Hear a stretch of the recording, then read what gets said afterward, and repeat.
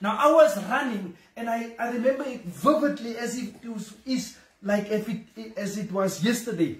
I remember vividly, and that height would have been just about a meter high, or just a small bit higher than a meter. And as I was running from the house behind us, which is Auntie Barbie's house,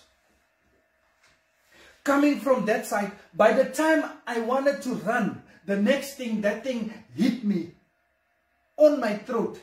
And you know the throat, the moment something hits you, it stops you from breathing. And I fall on my back. That makes me, even up till today, I feel the fear of dying. Because that was so... you can't catch your breath. Because it's not just the throat that gets cut here, but it's also the falling on your back.